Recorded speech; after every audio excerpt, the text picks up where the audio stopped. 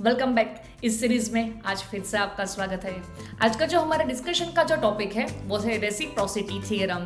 Reciprocity theorem की समझ पूरी, उसका advantages, disadvantages, applications as well as reciprocity theorem के सम को हम कैसे सिंपली शॉर्ट आउट करते हैं उसके बारे में ये वीडियो में जानेंगे। अगर आप ये थ्रू आउट सीरीज फॉलो कर रहे हैं, उसमें अगर आपको कोई doubt, confusion, then don't forget to do comment below. I will try my best to help you in the best possible way.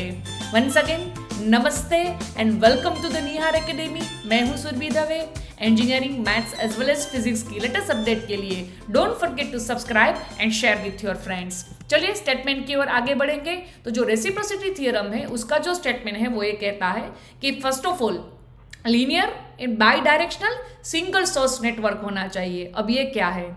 Linear means कि जो कोई भी नेटवर्क है उसमें वोल्टेज और करंट के बीच का जो रिलेशन है वो लीनियर मीन्स स्ट्रेट लाइन होना चाहिए। करंट बढ़ेगा तो वोल्टेज भी, करंट घटेगा तो वोल्टेज भी घटेगा, उसको हम लीनियर बोलते हैं। बाई डायरेक्शनल मीन्स कि करंट की डायरेक्शन अगर रिवर्स की जाए तो भी पूरे नेटवर्क के आउटपुट में कोई फर्क नहीं पड़ता है, इट्स सिर्फ उसकी डायरेक्शन चेंज हुई।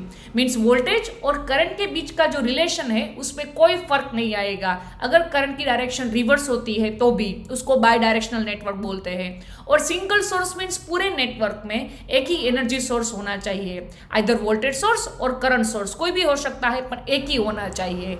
यह है define linear bidirectional single source network की। अब आगे बढ़ते हैं कि ratio of response to excitation means output to input का जो रेशियो है वो कांस्टेंट रहना चाहिए। अब ये एक एग्जांपल ले लेते हैं कि आपके सामने मैंने एक नेटवर्क रखा। नेटवर्क में जिसको मैंने ब्रांच 1 नाम दिया, वहां पे मैंने एक वोल्टेज सोर्स जिसको हम बोलेंगे एक्साइटेशन, राइट, उसके सीरीज में एक रेजिस्टेंस R1 दिखाया। दूसरी साइड है वो है ब्रांच 2, उसको हमने एक्साइटेशन बोलेंगे। वहां पे मैंने एक R2 रेजिस्टेंस जिसको हम लोड भी बोलेंगे और उसमें से पास होता हुआ करंट I है उसको हम बोलेंगे रिस्पॉन्स। तो अब यहाँ पे स्टेटमेंट क्या है?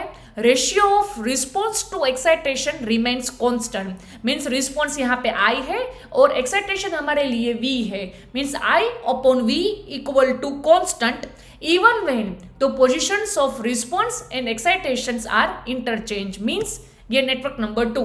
यहाँ पे मैंने जो branch 2 first network a network में जो मेरी ब्रांच 2 थी अब वो ब्रांच 1 बन जाएंगी और मेरी जो ब्रांच 1 थी अब वो ब्रांच 2 बन जाएगी। कंडीशन इज कि अगर मैं रिस्पॉन्स और एक्साइटेशन दोनों की पोजीशन चेंज कर दूं तो भी रिस्पॉन्स और एक्साइटेशन का जो रेशियो है मीन्स I अपॉन V का जो रेशियो है उसका आंसर सेम आना चाहिए। ये रेसिप्रोसिटी थ्योरम कहता है। डन। तो चलिए अब और आगे बढ़ते हैं। तो सबसे पहले जान लेते हैं हम एडवांटेजेस।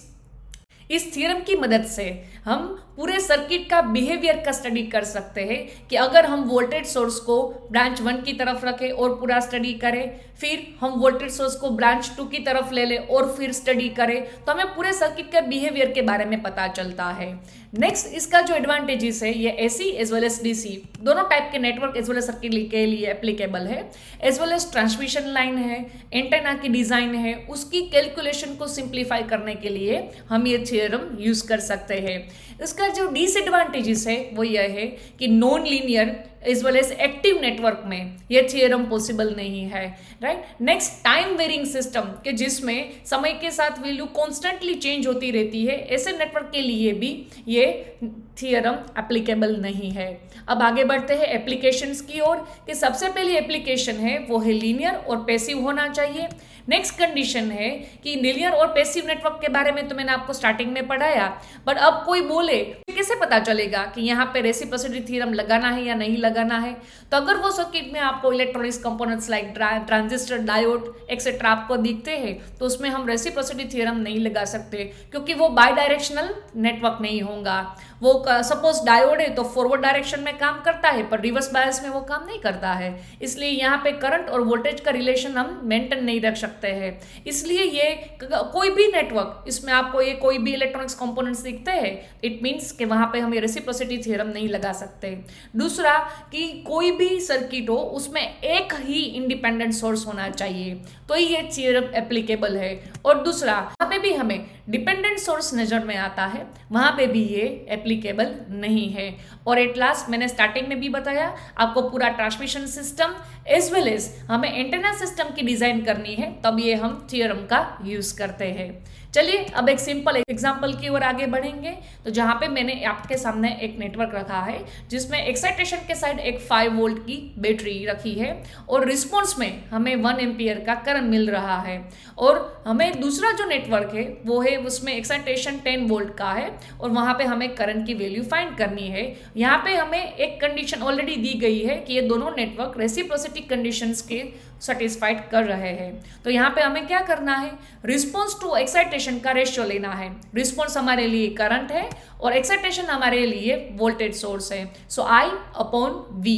तो अल्टीमेटली रिस्पॉन्स हमारे लिए पहली सर्किट में 1 है और वोल्टेज हमारे लिए 5 है। अब दूसरे केस में हमारे लिए रिस्पॉन्स I है और जो वोल्टेज है वो हमारी ये 10 है। अब सॉल्यूशन के लिए हम ये दोनों केस को कंपेयर करेंगे। So ultimately 1/5 equal to I upon 10। So ultimately 1 into 10 by 5 equal to I. So answer would be 2 ampere. So once again, thank you for the watching and don't forget to subscribe and share with your friends.